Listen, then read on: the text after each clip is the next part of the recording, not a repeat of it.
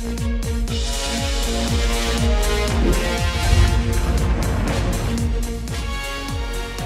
वालेकुम, आप देख रहे हैं करा सच। मेरा नाम मुबशर लुकमान है और इस वक्त मेरे पास खबर आ रही है और बड़ी अफसोसनाक खबर आ रही है, अभी कंफर्मेशन नहीं है।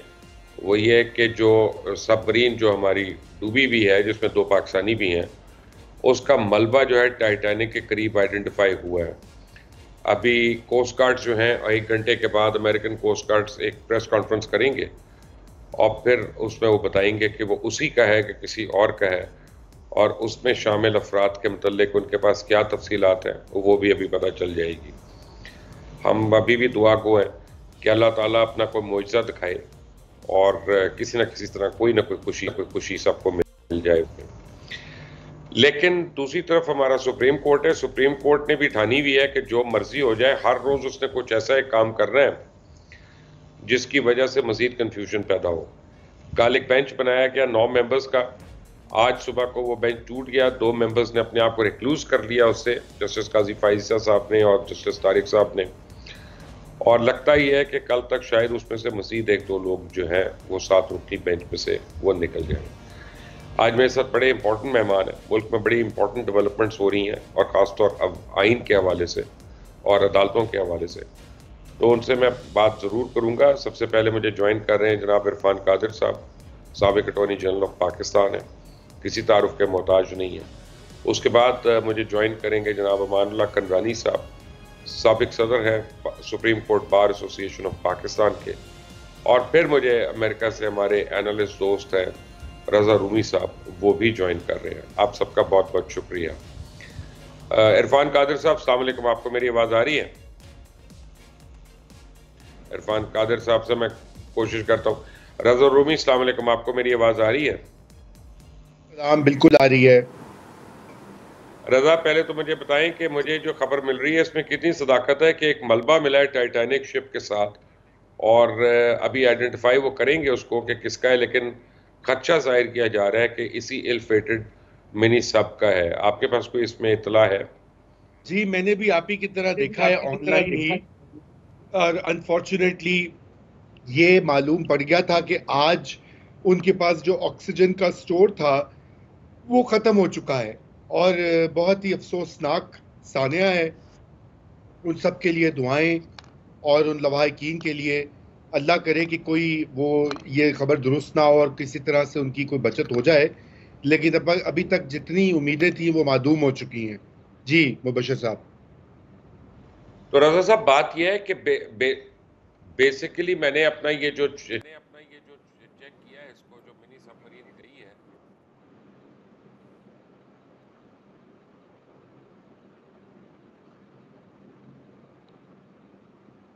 देखते हुए कि जिसके मुतल्लिक आप सेफ्टी प्रोटोकॉल्स होते हैं, लोगों को आपने $2.5 लाख का, $3.25 लाख के टिकट्स भी बेचे और फिर आपने उनको बस समुंदर के रहमो करम पे छोड़ दिया। देखिए, ये तो जाहिर हो गया है कि ये जो पूरा काम था ये इंतहाई नाकिस था, और ये जो कंपनी ये जो बेच रही थी, यकीनन इन्होंने सेफ्टी प्रोटोकॉल्स और तैयारी मुकम्मल नहीं थी। हादसात तो होते रहते हैं, लेकिन मगरिब में आपको पता है कि इस तरह की चीज़ों के ऊपर बहुत ज़्यादा ख्याल किया जाता है। बस कुछ दोनों ही चीज़ों की मिली जुली, कुछ उनकी नाकिस कारकर्दगी और नाअहली, और कुछ किस्मत, दोनों। देखिए, हादसे जो होते हैं मुबशर भाई, आपको पता है एक्सीडेंट्स जो होते हैं वो बता के तो नहीं आते, वो एक्सीडेंट को एक्सीडेंट इसीलिए कहा जाता है। तो ये एक ज़्यादा हादसा है, लेकिन बहरहाल बहुत ही अफसोसनाक और अंदोनाक मामला है। दाऊद फैमिली की बहुत खिदमात हैं पाकिस्तान में, उसका लोग जिक्र भी कर रहे हैं, और हम उनके इस मुश्किल घड़ी में उनके साथ हैं। जी देखिए, ना सिर्फ पाकिस्तान के लिए बल्कि उनकी ह्यूमैनिटी के लिए बड़ी खिदमत हैं दाऊद फैमिली की। जी, मेरा वही जो वो करते हैं, चैरिटी का वर्क करते हैं, जो पाकिस्तान में भी इन्होंने जो कारोबार रोज़गार फराहम किया है, और पाकिस्तान से बाहर भी, मैं उसी का जिक्र कर रहा था। और यही वजह, आपको पता है कि मैंने एक बहुत ही अफसोसनाक चीज़ ये देखी कि सोशल मीडिया के ऊपर और पाकिस्तान में भी और पाकिस्तान से भी बाहर, चूँकि इस सब सब कैप्सूल में, सब मरीन नुमा चीज़ जो जिसमें गए थे, उसमें बहुत से अमीर लोग थे, तो वो भी गुस्सा निकाल रहे थे कि जी देखो, जो लोग गरीब लोग कश्ती में डूब गए हैं, उनको कोई अटेंशन नहीं मिल रही और इनको मिल रही। बहरहाल ये बड़ी बेमानी और फजूल असल बातें हैं। में रजा, छोटे लोग जो होते हैं ना, छोटे दिमाग वाले, छोटे ऐसे किरदार वाले, मैं खुल कर कह रहा हूँ, वो इस तरह की गुफ्तगू करते हैं। लेकिन दुनिया की तारीख जो है वो भरी हुई है, चाहे वो मार्को पोलो, चाहे वास्को डी गामा हो, चाहे नील आर्मस्ट्रांग हो, कि हर उस एक्सप्लोरर से जिसने अपनी जान दी, लेकिन उसकी जान देने की वजह से इंसानियत ने बहुत ज़्यादा प्रोग्रेस की। इनकी वजह से कितनी प्रोग्रेस होती है तो आने वाला वक्त बताएगा, लेकिन ऐसे लोगों को आप सेटिसाइड नहीं कर सकते उनकी कुर्बानी को। बिल्कुल नहीं कर सकते जी, बिल्कुल बिल्कुल आप सही फरमा रहे हैं। और मैं समझता हूँ कि बहुत ही दिल खराश किस्म का वाक़या है। देखिए, बात ये होती है कि कोई भी इंसानी जान, अमीर हो गरीब हो, किसी भी रंग, कौमियत, नस्ल, फ़िरके, मज़हब से ताल्लुक़ हो, इंसानियत का तकाज़ा है कि उस इंसानी जान की जो ख़तरात आते हैं, वो हम सब के लिए ख़तरात होते हैं। एक तरह से हम जुड़े हुए हैं आपस में। जी।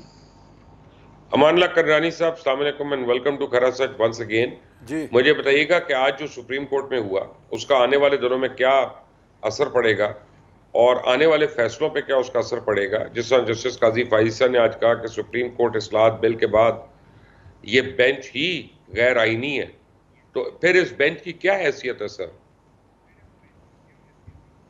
बिस्मिल्लाहिर्रहमानिर्रहीम साहब, पहले तो आपको वेलकम बैक सर। गुजारिश ये है थैंक यू कि सर। काजी साहब ने जो आज बात की है वो नई बात नहीं है। अगर आप थोड़ा अपने मेमोरी को रिफ़्रेश करें, 29 मार्च 2023 को जनाब काजी साहब के एक लेजिटिमेट बेंच था जो 3 रुकनी, जिसमें वो खुद थे और उसमें जस्टिस अपना अमीनुद्दीन साहब थे और उसके अंदर एक जस्टिस जो थे अपना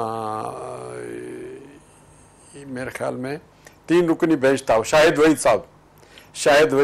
तो शायद 3 रुकनी बेंच था जिसमें वो मार्क्स का इशू था, हाफिज़ कुरान को मिलने थे। वो भी सोमोटो केस था, सोमोटो नंबर 4 अब 2021, उसके अंदर इशू आया हुआ था। तो काजी साहब ने अपना वो सोमोटो इसी बात पर छोड़ दिया, चूँकि प्रैक्टिस एंड प्रोसीजर जो है वो बिल जो है एक्ट बन चुका था और उसके नतीजे में वो उन्होंने कहा कि चूँकि अब एक प्रोसीजर आ गया है तो हमें वो अडॉप्ट करना चाहिए। अब जो है कोई सोमोटो आगे प्रोसीड न करे जब तक उसके अंदर क्या चीज़ थी कि 3 जो सीनियर जजेस होंगे सुप्रीम कोर्ट के, जिसमें एक चीफ जस्टिस होंगे, 2 सीनियर जजेस होंगे, वो फैसला करेंगे कौन सा केस सोमोटो में लिया जा सकता है, कौन सा नहीं लिया जा सकता है। और जब सोमोटो अगर कोई लेने का फैसला होगा तो उस केस को 5 रुकनी बेंच सुनेगा। 5 रुकनी भी वो जो सबसे सीनियर होंगे। वो बेहतरीन प्रिंसिपल एक उन्होंने तय कर दिया था प्रैक्टिस एंड प्रोसीजर के अंदर। तो उस दिन से काजी साहब ने तो अपना काम छोड़ दिया और आइंदा दूसरे बेंचों को भी कह दिया कि वो ये काम जो भी कर रहे हैं सोमोटो के, उस वक्त तक ना करें जब तक जो है इसके लिए बाकायदा वो 3 रुकनी बेंच कोई फैसला न करे। आपने देखा उस फैसले के खिलाफ, उस अदालती फैसले के खिलाफ एक क्लर्क ने, मैं रजिस्ट्रार को क्लर्क कहता हूँ, बेशक 21 ग्रेड का हो या 22 ग्रेड का हो, जो भर्ती ये लोग क्लर्क ही होते हैं, क्लर्क का ही माइंड होता है, वो कोई जज नहीं होते हैं, उनके कोई ऐसे हरफ नहीं होता है। वो एक क्लर्क ने उठा के कह दिया जनाब ये जजमेंट जो है ये गलत है, और हमारे उस क्लर्क के कहने पर ऑनरेबल चीफ जस्टिस ने अपने बेंच की कार्रवाई जारी रखी। अब ये कार्रवाई को जारी रखना जो है वो क्लर्क के हुक्म पर हुआ। उसने काजी साहब ने अपने अदालती हुक्म पर अपने आप को रोक लिया और उन्होंने क्लर्क के कहने पर अपना काम जारी रखा। लेकिन रजा, ये तो बातें होती रहेंगी। मुझे बताएं कि आज जो लतीफ़ कोसा साहब ने इतराफ़ किया कि वो और एतजाज़ हसन दोनों चीफ जस्टिस से मिले और उन्होंने उनको कहा कि फुल कोर्ट बनाएं, फिर साथ ही उनका कि केस जल्दी समाअत के लिए लगाएं। ये कौन सी अदालत है जहाँ गरीबों के केस मरने के बाद भी सुनने के लिए नहीं लगते और अशराफिया जो है वो चीफ जस्टिस को मिल भी लेती है और केस भी लगवा लेती है? क्या ये कॉन्फ्लिक्ट ऑफ इंटरेस्ट नहीं है? देखिए, मैं कॉन्फ्लिक्ट ऑफ इंटरेस्ट से ज़्यादा बड़ी बात है, ये इंतहाई नामुनासिब बात है कि पहली तो ये बात है कि ये सहूलत किसी आम पिटिशनर को तो अवेलेबल नहीं है कि उनकी मुलाकात और एक्सेस हो जाए चीफ जस्टिस ऑफ पाकिस्तान से, जो इन दोनों सीनियर वकला को हुआ। और चूंकि उनकी बात हो गई थी और सुप्रीम कोर्ट के चीफ जस्टिस साहब को भी ये लगा कि ये बहुत अहम नौयत का मामला है और उन्होंने फ़ौरन बेंच बना दी, तो उनको इससे अलग होना चाहिए था। पहली तो ये बात। दूसरी बात ये है कि फुल कोर्ट की बात हुई, तो फुल कोर्ट तो आज भी नहीं बैठा मुबशर भाई। 9 मेंबर फुल कोर्ट नहीं होता, 15 जज हैं serving supreme court of Pakistan में। भाई वो छुट्टी पे गए हैं ना जज सारे। अच्छा, चलिए जो भी मेरे ख्याल से फिर भी 1-2 स्किप हुए हैं शायद, मैं पढ़ रहा था अखबार में ही, लेकिन हो सकता है कि वो छुट्टी पर हों। और फिर आपने देखा कि जब वो 9 मेंबर बेंच जो है किसी तरह पहले ही आधे पौने घंटे में वो टूट गया। जब बेंच टूट जाता है तो फिर असर 9 समात होती है, और फिर 7 मेंबर बेंच ने समात स्टार्ट कर दी। और ये भी मामला जो है बहुत ही अजीबोगरीब है। मैंने देखी अभी कुछ ही देर पहले मैं कहीं और पे ये कह रहा था कि आपके इल्म में है कि इदरीस खट्टक एक इंसानी हकूक के लॉयर हैं, वो 4 साल से बंद हैं। उन पे भी फौजी अदालत में मुकदमा चलाया गया और उनको सजा हुई, उनको उनकी अपील को भी रोका गया। इदरीस खट्टक के मामले के ऊपर तो किसी बड़े इंसानी हकूक के वकील को ख्याल नहीं आया कि उनकी पैरवी करें, ना ही सुप्रीम कोर्ट ऑफ पाकिस्तान को ख्याल आया कि पाकिस्तान में इंसानी हकूक और आइनी हकूक की खिलाफ वर्जी हो रही है। लेकिन ये जो मामला है, चूंकि इसका ताल्लुक जो है, और मैं ये भी आपको कहता चलूं कि मैं नहीं ये ज़ाती तौर पर समझता कि ये उन बेचारे हज़ारों बच्चों और बच्चियां जो इस वक्त ज़ेरे हिरासत हैं, ये उनके लिए ये पिटिशन की जा रही है, ये एक शख्स के लिए की जा रही है जिनको बहर सूरत बचाना है फ़ौजी अदालत से। मैं ज़ाती तौर पे तो फ़ौजी अदालतों को मैं समझता हूँ सिविलियंस को ट्राई नहीं होना चाहिए। ये एक क्यों नहीं होना चाहिए? जी बिल्कुल, क्यों नहीं होना चाहिए फौजी अदालत में ट्राई? मेरी एक बात सुने, अगर आप फौजी तंसीबात पे हमले करेंगे तो और किस अदालत में हो? और ये एक आइन का हिस्सा है, ये कोई अलग से तो नहीं है। देखिए मुबशर भाई, बात ये है कि ये आइन का हिस्सा है, मतलब आइन इजाजत देता है लॉज के अंदर होने का, लेकिन यहाँ भी अपील्स हैं, 3 अपील्स होती हैं। Chief of the army staff को जाती है, हाई कोर्ट को जाती है, सुप्रीम कोर्ट को जाती है। सवाल ये कि मुल्क में दीगर सिविलियन कोर्ट्स मौजूद हैं और इंसदाद दहशत गर्दी की अदालतें भी बनी हुई हैं। यार जो कर रहे हैं कोर्ट्स, आपको ही पता है, मुझे भी पता है, रहने दे, मेरा मुंह ना खुलवाएं, एमी कंटेम्प्ट लग जाएगी मेरे ऊपर। नहीं, ये इशू है।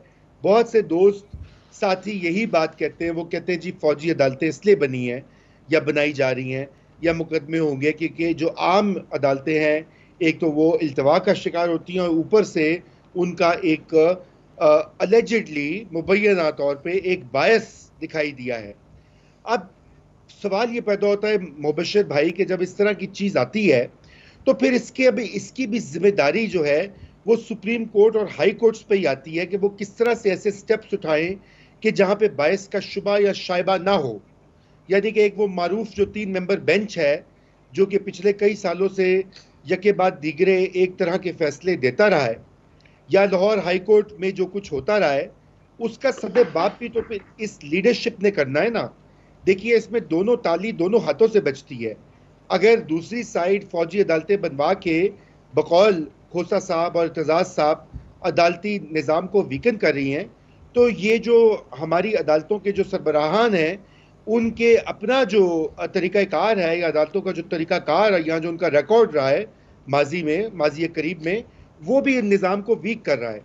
तो अब ये एक संजीदा और सीरियस मामला है। मैं इसमें यही बात कहूँगा, मैं इस चीज़ को रिपीट करूँगा कि कोशिश ये करनी चाहिए कि किसी तरीक़ा से कोई ऐसा तरीका निकले कि ये मामला मज़ीद तूल ना हो। ये कोलिजन दोबारा हो रही है, देखिए ना, इस बार कोलिजन बड़ी सीरियस है। पहले तो हुकूमत और सुप्रीम कोर्ट के दरमियान होती रही, इस बार ये मिलिट्री इस्टेब्लिशमेंट और सुप्रीम कोर्ट के दरमियान ना हो जाए, इससे हमें गुरेज करना चाहिए। जी मुबशर भाई। करनानी साहब, इस सारी सूरत हाल में हुकूमत कहाँ खड़ी है? हुकूमत की क्या हिकमत अमली होगी अगर फैसले में मिलिट्री कोर्ट में ट्रायल को कलादम करार दे दिया जाता है या फिर कोई नया हुक्म इम्तना जारी हो जाता है, तो फिर क्या करेगी गवर्नमेंट? देखिए जी, एक तो ये मिसकंसेप्शन है मिलिट्री कोर्ट का जो लफ्ज़ है। मैं एज ए कानून के तालिब इल्म बता रहा हूँ आपको कि मिलिट्री कोर्ट्स कहीं भी नहीं है। ये जो मिलिट्री कोर्ट्स बने थे वो दहशतगर्दी के हवाले से 2020-21 में बने थे और इसके बाद जो मिलिट्री कोर्ट्स ख़त्म हो गए। ये आर्मी एक्ट 1952, आर्मी एक्ट के अंदर अपना एक प्रोसीजर मौजूद है, ये एक लॉ है। मैं इसको सपोर्ट नहीं कर रहा हूँ, बट जिन बनाने वालों ने बनाया है 1952 में और जिन रखने वालों ने आज तक 2023 तक रखा है, जिसमें जनाब इमरान खान साहब खुद भी शामिल है, उनके दौर में भी ये मिलिट्री को एक्ट जो है आर्मी का ये इस्तेमाल होता रहा है। जैसे अभी बता रहे हैं मेरे भाई, तो इस तरह कई लोगों के नाम आते हैं, हम इसको सपोर्ट नहीं कर रहे, उनको चाहिए इसको एबॉलिश कर दें। जिस तरह नेब के बारे में सब लोग रोते हैं मगर उसको रिपील कोई नहीं करता है, हर एक इंतजार करता है ताकि मैं अपने मुखालिफ के लिए इसको इस्तेमाल करूं। उस बदनीयती के अंदर कुदरती बात है, वो फिर खुद ही फंस जाते हैं। एग्जैक्टली यही हुआ है। अब ये आर्मी के मिलिट्री कोड का इशू नहीं है, क्या आर्मी अपना जो आर्मी एक्ट है 1952 का वो एप्लीकेबल है या नहीं, अब भी उसको किसी ने चैलेंज नहीं किया। अब ये कह रहे कि सिविलियन को ट्राई न किया जाए, मैं भी कहता हूँ न किया जाए। वो तुम सिविलियन वो हैं जैसे जैसे वो जाकर किसी आर्मी इंस्टॉलेशन पर हमला करते हैं। तो आप मुझे बताएं क्या हर इदारे के अपने अपने थाने नहीं है? आप मुझे बताएं FIA का अपना थाना नहीं है, आपके एंटी करप्शन का अपना थाना नहीं है, आपके कस्टम वालों के अपने कोर्ट्स नहीं है, आपके दीगर इदारों के अपने कोर्ट्स नहीं है। तो आर्मी का भी अपना एक सिस्टम है, उस सिस्टम के अंदर उनकी अपनी अदालतें हैं, राइट और रॉन्ग। मगर हर फोरम पे जहां जहां फोरम अवेलेबल है वहां ये चीजें होती हैं, क्योंकि जब उनका ऑफेंस होगा वो अपने अंदाज में उसको ट्राई करेंगे। अब आप मुझे बताओ, कहेंगे कल कहेंगे जी कस्टम का केस जो आप इधर चलाए सिविल कोर्ट में चलाएं, फिर कल कहेंगे जो फैमिली का जो मामला है उसको आप कस्टम वाले के पास चलाएं। देखो ये अदालतें हैं, गलत है सही है, उसको चैलेंज करें कि जनाब ये नहीं होना चाहिए। बिल्कुल मैं भी उसके साथ हूं, करें चैलेंज, उसको फंडामेंटल राइट्स के खिलाफ उसको साबित करें। मगर ये अब क्यों उनको तकलीफ हो रही है कि जनाब एक शख्स की बात हो रही है। तब लतीफ खोसा साहब को भी याद आया, एतला हसन साहब को याद आया, मेरे सीनियर हैं, बुजुर्ग हैं, दोस्त हैं। मगर बदकिस्मती है जब अशराफिया के लिए आप खड़े होंगे, अवाम के लिए नहीं होंगे, कानून के लिए नहीं होंगे, फिर आपकी बात को कोई नहीं मानेगा। फिर चीफ जस्टिस से मुलाकातें करके ऐसा चीफ जस्टिस जो डिनोटिफाई हो चुका है, जो इस वक्त सिर्फ तनख्वाह ले सकता है। अगर एक सरकारी मुलाजिम का ट्रांसफर हो जाता है, हमारे यहाँ तो सेशन जज का भी अगर नोटिफिकेशन हो जाए वो भी अपना हाथ रोक लेता है, सिर्फ चैम्बर वर्क करता है। ये बदअखलाकी का हद है कि एक शख्स का नोटिफिकेशन खत्म हो गया, वो कहता है जी बस अब आप बैठकर 3 महीने तनख्वाह लेते रहे, आप जाए सैर सपाटे करें, रिसेप्शन ले, दावतें खाएं, आप पूरी तरह कोर्ट चला रहे। ये तो इसका मतलब आप बाकायदा जिद में कुछ करने वाले हैं। ये तो हुकूमत को चाहिए इसी बात पर उसको खिलाफ एतराज करे, जनाब आप डिनोटिफाई हो चुके हैं, एक डिजिग्नेट हो चुका है चीफ जस्टिस, ठीक है वो आज से काम नहीं करेगा, हल्फ लेगा तो फिर काम करेगा, मगर ये अखलाकियात के खिलाफ है। आपके अमेरिका में इलेक्शन जो है नवंबर में होते हैं और वो जो इक़्तिदार जो है जनवरी में संभालता है। तो नतीजा ये होता है जो नवंबर में आने वाला है वो 3 महीने तक अपनी तैयारी करता है, अपनी टीम तैयार करता है, वो टीम के बाद जो है जनवरी में वो फुल फ्लेज काम शुरू कर देता है। और यहां पर अगर 3 महीने पहले नोटिफाई हो जाता है और दूसरा कहते हैं मैं तो बैठा हूं, मैं तो एक दिन भी नहीं छोड़ूंगा। भाई कुछ रिवायत होती है, कुछ अखलाकियात होती है। मैं तो इस हवाले से भी इस बेंच को बेंच नहीं मानता कि वो डीनोटिफाई हो चुका है इस वक्त, सिर्फ तनख्वाह के लिए उसको बैठना चाहिए।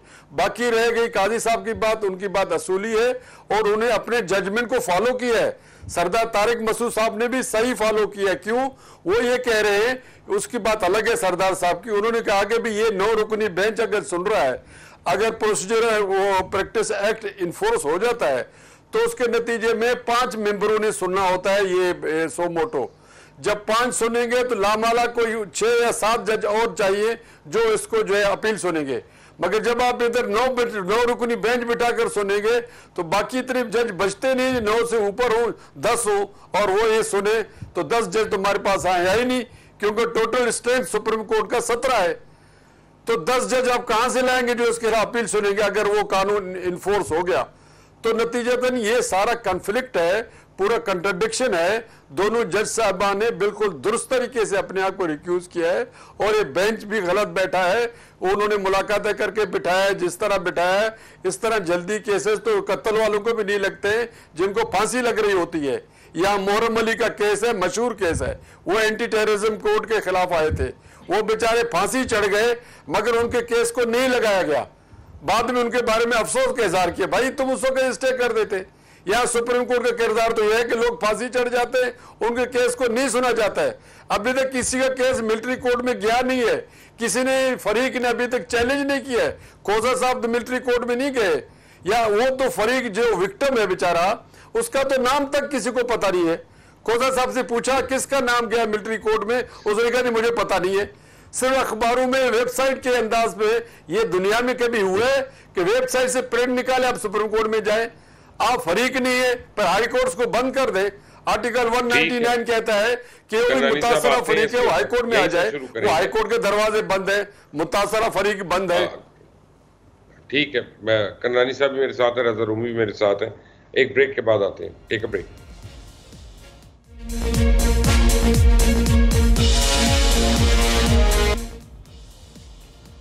Welcome back from the break. और इरफान कादिर साहब ने मुझे ज्वाइन कर लिया। इरफान साहब, आज बेंच में 2 जज साहिबान ऐसे भी हैं जिनके खिलाफ सुप्रीम जुडिशल काउंसिल में दरखास्तें जा चुकी हैं और इल्ज़ामात तो बड़े संगीन लगाए गए हैं। एक आधे की कोई ऑडियो वगैरह भी मौजूद है मुबैना तौर पे। अब इस पर जवाब क्या बनता है इन लोगों को बेंच में शामिल करने का? मैं आपसे बिल्कुल एग्री करता हूँ।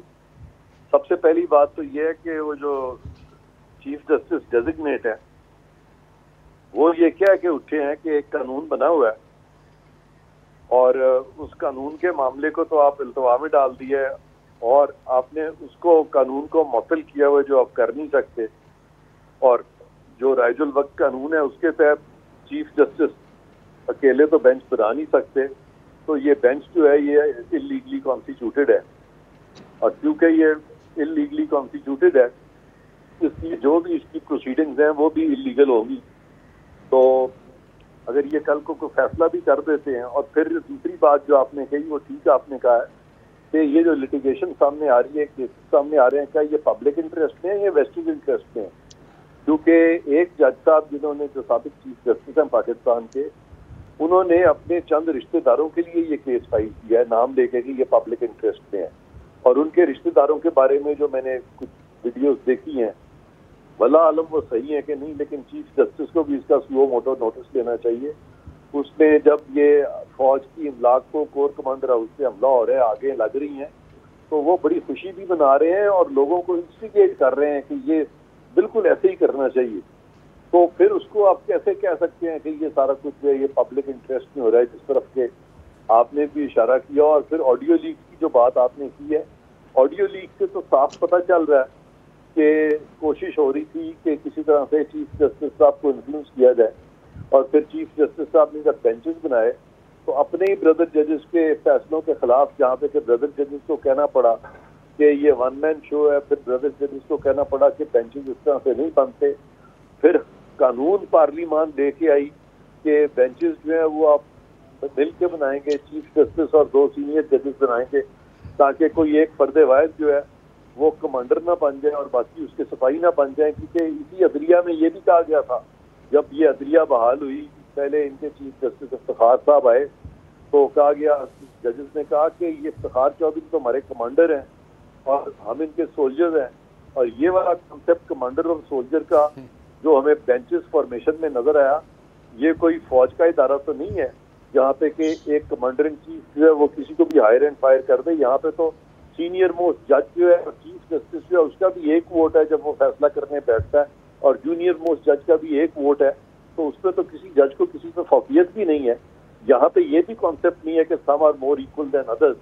तो लिहाजा इन हालात में ये जो साइकी बन गई है कि पिछले इतने सालों से, 13-14 सालों से ये जो जजेस हैं ये अपनी मर्जी के चीफ जस्टिस बेंच बनाते हैं। साकिब निसार का दौर याद कर लें, वो एक जज आया था 20 दिन के लिए, उसने what havoc he played with the system. Iftikhar Chaudhry साहब जो हैं उन्होंने जो भी उनकी परफॉर्मेंस थी इन चीज़ों के बारे में, और ये जो अदलिया की जो आज़ादी के नाम पे ये जो सियासत रचाई गई थी वो भी आप देख लें कि वो उसका भी भरम जो अब खुल चुका है सारा। तो मैं समझता हूँ कि ये ज़रूरी था ये जो कानून बनाया गया है, जिसमें कि चीफ जस्टिस की जो सिंगल हैंडेडली पावर है, जो कि ऑटोक्रेटिक पावर है, उसको डाइल्यूट किया गया, ये ज़रूरी था। तो अब इरफान कादिर साहब, प्रॉब्लम यह है कि अब तो ये नज़र आ रहा है कि सुप्रीम कोर्ट वाज़ेह तौर पे क्या फ़ैसला लेने जा रही है। यानी जब आपको और मुझे पहले से पता चलना शुरू हो जाए कि फ़ैसले क्या होंगे, क्योंकि एक तरफ तो लतीफ़ कोसा ने इतराफ़ कर लिया कि मैं और एतजाज़ हसन मिले जाके चीफ जस्टिस को, उन्होंने उनके कहने पे केस भी लगा लिया और फ़ौरन सुनवाई भी होना शुरू हो गई। अब ये सब कुछ जिस तरह हो रहा है ये तो बड़ा प्री मेडिटेटेड लग रहा है। ऐसे में जो आप लोगों की अदालतों का जो साख इतनी मजरू हुई भी है, क्या वो किसी तरह बहाल होगी? इस तरीके से तो मैं समझता हूँ कि अदालतों की मजीद तज़ीक होगी, और ये तज़ीक जो है ये जजेस के हाथों हो रही है, सुप्रीम कोर्ट की तज़ीक हो रही है जजेस के हाथों।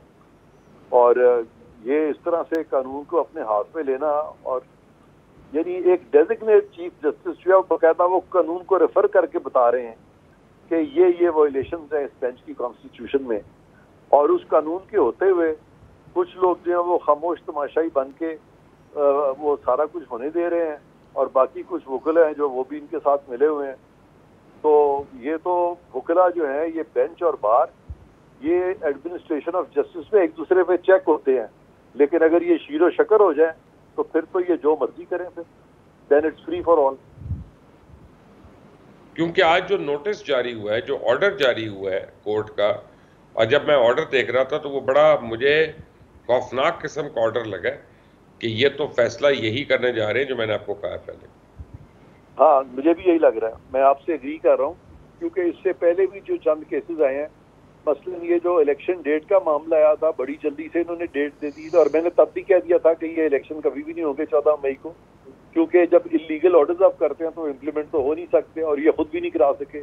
यानी ऐसा माहौल क्रिएट कर दिया था जैसे कि इंप्रेशन दिया जा रहा था बस अभी कंटेम्प्ट लग जाएगी, प्राइम मिनिस्टर को, हुकूमत को निकाल दिया जाएगा, लेकिन इन दी एंड उनको फिर सहारा लेना पड़ा एक रिव्यू का जो इलेक्शन कमीशन ने किया।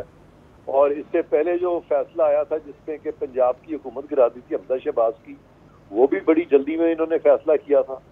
तो इस तरह के बहुत से फैसले जो हैं वो फटाफट अपनी मर्जी का बेंच बना के ये फैसला दे देते हैं, फिर एक कानून को मुअत्तल कर दिया जल्दी से, और इसको ये लगता है जैसे कोई स्ट्राइक डाउन करने जा रहे हैं बड़ी स्पीड से।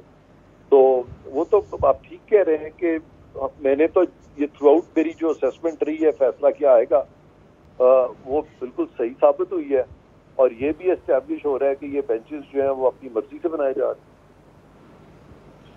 तो अब क्या आपके यहाँ कोई रिवायत नहीं है कि जो चीफ जस्टिस डेजिग्नेट होता है उसको आप इस तरह के इंपॉर्टेंट बेंचेस बनाने दें, फैसले करने दें, और आउटगोइंग चीफ जस्टिस जो है वो अपनी रिसेप्शन अटेंड करे, खाने ले, टॉक्स करे, और वल्लाह खैर सलाह। मुबशर साहब, अब तो कानून बन गया ना, रवायत की तो जरूरत ही नहीं, अब तो कानून बन गया है कि चीफ जस्टिस और 2 सीनियर जज मिलके बेंचेस बनाएंगे, तो उस कानून के तहत तो रवायत की तो जरूरत ही नहीं रहती, और वो कानून को वायलेट कर रहे हैं। ठीक है जी, तो फिर इसका मतलब है कि अगर सुप्रीम कोर्ट में अगर कानून वायलेट हो रहा है जैसा कि आप कह रहे हैं, तो हम लोगों को तो किसी किस्म की इंसाफ की उम्मीद ही नहीं होनी चाहिए। देखें यहाँ पे पनामा केस की तरफ जरा देखें, एक शख्स जो 3 दफा पाकिस्तान का प्राइम मिनिस्टर रहा है, उसकी बेटी को कन्विक्ट किया गया, उनकी कन्विक्शन की गई, और अब पता चल रहा है कि वो सारा जो तरीकाकार था वो क्या था, अब बातें खुल के सामने आ रही हैं। तो अगर इतने बड़े बड़े लोगों के साथ इतनी नाइंसाफियां होती हैं इस मुल्क में, तो आप अंदाजा करें कि एक गरीब आदमी का क्या बनता होगा हसूल इंसाफ के लिए हमारे इस मुल्क में। इरफान कादर, आपका बहुत बहुत शुक्रिया हमें ज्वाइन करने के लिए। आप सुन रहे थे साबिक अटॉर्नी जनरल इरफान कादर की गुफ्तगू। रजा, आज इसहाक डार साहब से एक सहाफ़ी ने सवाल किया IMF के बारे में, तो उन्होंने उसको एक थप्पड़ मार दिया, और साथ बकौल सहाफ़ी के गार्ड्स को कहा कि इसको ज़दकूब करो, इसका मोबाइल ले लो। क्या इस तरह की बातों से IMF से डील हो जाएगी? देखिए, इस तरह की बातों से तो कोई डील नहीं होती, आपको पता ही है। डार साहब लगता है कि सख्त टेंशन का शिकार है, क्योंकि आपको याद होगा जब उनको लाया गया, मिफ्ता इस्माइल को फायर किया गया, तो बड़ी तवक्कुआत थी और बहुत कुछ कहा गया है जी कि डार साहब जो है काया पलट देंगे, लेकिन बदकिस्मती से उनकी कारकर्दगी में बहुत से सवालात उठे हैं। और आज का ये जो इंसिडेंट है, ये उनकी जो है स्ट्रेस लेवल और जिस मकाम पे वो आ गए हैं, क्योंकि वो डिलीवर नहीं कर पाए। मुबशर भाई, आपको याद होगा उन्होंने खुद भी बड़े बुलंद व बांग दावे किए थे कि जी डॉलर का रेट वो कहाँ से कहाँ पहुँचा देंगे, रुपये ऊपर चला जाएगा, डॉलर नीचे आ जाएगा, IMF की डील भी आ जाएगी, मसले हल हो जाएंगे। लेकिन हमने क्या देखा है कि महंगाई का होशरुबा तूफ़ान और डॉलर की इतनी ज़्यादा कीमत कभी नहीं रही पाकिस्तानी रुपए के मुकाबले में, और भी जो फंडामेंटल्स की है, शरह तरक्की जो है वो तो बिल्कुल 0.0 के लगभग है इस साल। अगले साल भी उसमें कोई ख़ास 2% का शायद टारगेट रखा है, और जो इंडिपेंडेंट माहिर माशियात हैं वो कहते हैं कि ये 0.62% भी ओवर एस्टिमेटेड है, ये असल में -1 है। यानी कि पाकिस्तान की जो आम आदमी की जो आमदनी है वो सुकड़ी है, कम हुई है चंद हज़ार रुपए हर पाकिस्तानी की। तो इस सूरत हाल में यकीनन उनको तल्ख सवाल या कोई भी सवाल अच्छा नहीं लग रहा, और यही वजह है कि आज जो उन्होंने किया ये बिल्कुल काबिल मज़म्मत है, और ये तरीक़ाकार नहीं अपनाना चाहिए। वो एक अगर वो ये एक जमहूरियत में उनका ये काम है सहाफ़ियों को सवाल देना, और ये हुक्मरानों की जवाबदेही का प्रोसेस होता है। नहीं कह दे मैंने नहीं बात करनी, कह दे I can't talk to you, खत्म बात। हाँ, लेकिन वो उन्होंने अब देखे ना कि वो एक जो किया है तरीकाकार ये बिल्कुल ठीक नहीं। मेरे ख्याल से इनकी सजदिश करनी चाहिए मियाँ साहब को भी, बड़े मियाँ साहब को भी और छोटे मियाँ साहब को भी। जी जनाब कंडरानी साहब, अब तो लगता है आपके मुंह से बड़े बड़े लोग भाग रहे हैं। पहले तो सिर्फ वो भागते थे जिनको यहाँ पे नौकरी नहीं मिलती थी, अब तो लोग अपनी फैक्ट्रियां और कारोबार बंद करके जा रहे हैं। क्या बनेगा इस मुल्क का? मुबीर साहब, ये कहने के लिए तो बहुत सारे लोग हैं, प्रेस भी है, मीडिया भी है, अवाम भी है। हमें कुछ न कुछ उम्मीद पैदा करनी चाहिए। मैं समझता हूँ इतना वक्त गुजरा है, जो 3 साल 4 साल गैर सियासी किस्म का और एक किस्म का जोकर किस्म का निज़ाम हकीकत है। आज जोकरिज्म से हम निकल जाएं, हमारे पीछे कुछ जो इदारे जो थे उनका भी कसूर है। हमारे अदलिया ने फुली जो है इसको सपोर्ट किया। अभी तक जो बकाया जाते हैं अदलिया में वो वही कुछ कर रहे हैं। पाकिस्तान को डबोया इसी अदलिया ने, पनामा केस से लेकर अभी तक। मैं समझता हूँ थोड़ा उम्मीद की किरण हमें नज़र आने लगी है। महीना डेढ़ की बात है, 3 साल 3.5 साल 4 साल का जो वो है सिलसिला, जो नाउमीदी पैदा हुई है इसके दौरान ज़्यादा पैदा हुई है। तो मुझे उम्मीद की किरण नज़र आ रही है।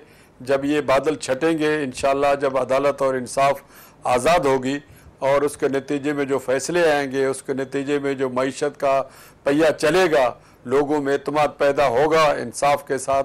आप देखेंगे 3 महीने जो आने वाले हैं बेहतरी के तरफ आएंगे इंशाअल्लाह। मुझे बहुत अच्छी उम्मीद है। सब्र करना चाहिए हमें, दुख है, अफसोस है, बिल्कुल मईशत तबाह है, मगर इसके नतीजे में अगर पीछे आपके कोई इदारा खड़ा हो जाए, मैं समझता हूँ इस वक्त इदारों में एक हम आहंगी आ रही है, और पार्लियामेंट भी, अदलिया भी, आइंदा 3 महीनों में मुझे उम्मीद है बेहतरी आएगी। मगर अभी जो कुछ अभी वाक़यात मैं सुन रहा हूँ, ये फ्रस्ट्रेशन है, ऐसी फ्रस्ट्रेशन नहीं होनी चाहिए, और इस तरह सब्र करना चाहिए, मेहनत करनी चाहिए, लोगों तक वसाइल को पहुँचाना चाहिए। अगर नहीं भी हैं तो लोगों को हौसला देना चाहिए, उम्मीद पैदा करनी चाहिए। मुझे मुबश्शिर साहब उम्मीद है आइंदा 3 महीने में बड़ी तब्दीली आएंगी इंशाल्लाह। राइट, कंडरानी साहब मेरे साथ है, रज़ा रूमी मेरे साथ है। एक छोटी सी ब्रेक के बाद आते हैं हम। Take a break.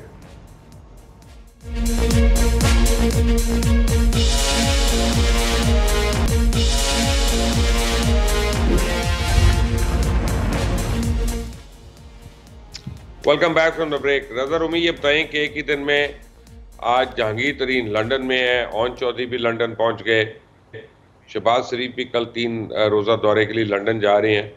लंदन में क्या होने वाला है? देखिए, लंदन में ज़ाहिरी बात है कि उसकी एक बड़ी क्लियर, जो कि हमारी इतलात भी हैं कि वो तरीन साहब कोशां हैं कि नवाज शरीफ साहब से उनकी कोई अंडरस्टैंडिंग हो जाए। अब देखना ये है कि क्या ऐसा मुमकिन होगा या नहीं होगा, क्योंकि इस वक्त मियाँ नवाज शरीफ भी बड़े सोच समझ के वो कदम उठाएंगे। वो यकीनन बातचीत तो कर लेंगे, लेकिन वो कोई कमिटमेंट नहीं देंगे नून लीग की तरफ से, क्योंकि आप जानते हैं जैसे कि अपना जो कुछ अभी तक सूरत हाल है कि इस्तेकाम पाकिस्तान पार्टी के पास लोग आ तो गए हैं, लेकिन इलेक्टेबल्स उनमें बहुत ही गिनती के लोग हैं जो कि वाकई में कोई सीट्स लेकर आएंगे पार्लियामेंट में। हो सकता है अगले आने वाले 2-3 महीनों में और लोग जमा हो जाएं उनकी छतर छाया तले, लेकिन अभी तक तो वो एक छोटे प्लेयर की सूरत में है। पीटीआई के कुछ लोग ही वो तोड़ सके हैं। तो जो इलेक्शन का मंजरनामा है कम से कम पंजाब में, वो तो आपको पता है कि उसका फ़ायदा नून लीग को ही होता दिखाई देता है। आपको याद होगा 1997 में जब इलेक्शन हुआ था तो पाकिस्तान पीपल्स पार्टी के बहुत से वोटर्स बाहर ही नहीं निकले थे, और यही वजह थी कि बेनज़ीर भुट्टो साहिबा की जो स्ट्रेंथ थी पार्लियामेंट में, मेरे ख्याल से 17 सीट्स पे रह गई थी, अगर मुझे याद पड़ता है। तो अभी भी जो कुछ इमरान खान साहब की पार्टी के साथ किया जा रहा है, कुछ उन्होंने खुद किया है, कुछ किया जा रहा है, तो वो भी श्रिंक हो जाएगी पीटीआई इमरान खान, जिसे हकीकी पीटीआई कहा जाए। और एक ये भी ऐन मुमकिन है कि अगर ये मुकदमात आगे बढ़ते हैं, चलते हैं, तो हो सकता है पीटीआई का वोटर ना उस तरह से निकले बाहर। तो नून लीग ये भी देख रही है कि उसको ये फ़ायदा हो, तो इन हालात में वो तरीन साहब के साथ क्यों कोई डील करेंगे। चुनाचे हम देखते हैं कि आगे क्या मामला बनता है। जी रजा, आज हुमायूं अख्तर ने भी छोड़ा, चौधरी गुलाम सरवर ने भी छोड़ दिया। मुझे ये बताएं कि हुमायूं अख्तर साहब ने कहा कि जी 9 मई के वाक़यात में बड़ा मुझे दुख हुआ, तो हुमायूं अख्तर साहब तो जनरल अख्तर अब्दुर्रहमान के साहबजादे हैं, उनको तो पहले आधे घंटे में दुख हो जाना चाहिए था और तब पौने घंटे में उनका आ जाना चाहिए था ये वाला बयानिया। ये आज 22 जून को आया, 9 मई के बाद। जी हाँ, ये आया तो है, लेकिन बहरहाल मैं चाहता हूँ इस सवाल से पहले जो पहले हम बात करते हैं उसके ऊपर भी थोड़ी गुफ्तगू कर ले। देखें, ये इस वक्त मैं आपको बताऊं ना कि ये जो मामला है ना इस्तेहकाम पाकिस्तान पार्टी बनाने का, एक नई किंग्स पार्टी या क्यू लीग टाइप फॉर्मेशन बनाने का, ये मामला भी कुछ सही नहीं चल रहा, क्योंकि अभी तक मेरे ख्याल से क्लियर नहीं है इसके अहदाफ और गोल्स। तरीन साहब का तो अपना एक पर्सनल और अलीम खान साहब का अपना एक पर्सनल जो है इशू भी है इमरान खान साहब के साथ, बल्कि पता नहीं आपके यहाँ क्या पॉलिसी है कासिम के अब्बा के साथ, तो वो उसमें चीज़ तो बन गई है, लेकिन आप सलमान के अब्बा बना लें, तरीन के अब्बा बना लें। जी, जो भी सभी बच्चों के अब्बा जो है, तो लेकिन इसका जो आगे मुस्तकबिल है वो इस वक्त बड़ा गैर वाज़े है, और यही वजह है कि इस वक्त प्लान जो है, मैं समझता हूँ कि इमरान खान साहब ने 9 मई को जो अपने पाँव पे कुल्हाड़ा मारा, उसके असरात तो सामने आ गए हैं, लेकिन आगे जो मामला है, जो फ्यूचर का मामला है, वो इस वक्त तक क्लियर नहीं दिखाई दे रहा। और ये असल में मैं आपको बताता हूँ करनानी साहब, मैंने टोका है बीच में रजा साहब को, उसकी वजह मैं बड़ा क्लियर बताता हूँ आपको। मैं तो दो टोक अल्फाज से बात करता हूँ। ये अब तरीन पार्टी नहीं रही, अब ये जलील तरीन पार्टी हो गई है, क्योंकि देखें इसमें बेसिकली कौन लोग शामिल हुए हैं जिनकी अपनी हैसियत कोई नहीं, अपनी औकात कोई नहीं, और उन्होंने 25-25, 40-40, 50-50 मिलियन डॉलर्स की करप्शन की हुई है, और अपनी अपनी करप्शन को छुपाने के लिए वो जहांगीर तरीन की पार्टी में, अलीम खान की पार्टी में शामिल हुए हैं, ताकि कल को ये लोग उनको बचाएं आके इस्टेब्लिशमेंट से, अशराफिया से, कि भाई नहीं अब इनको छोड़ दो, अब अच्छे बच्चे बन गए हैं, अब ये हो गया वो हो गया। तो क्या इस मुल्क में ऐसा ही होता रहेगा कि जिसने जितना लूटा, जितना कसूटा, उसको मजबूरी के नाम पे जो है वो छोड़ दिया जाए? तब तो ये मुल्क के रहने का फिर जवाज ही कोई नहीं है। अगर गरीब चोरों के यहाँ पे सजाएं होनी है और अमीर डाकुओं को यहाँ पे जमहूरियत के नाम पे छोड़ना है, तो फिर तो इस मुल्क का जवाज ही कोई नहीं रह गया।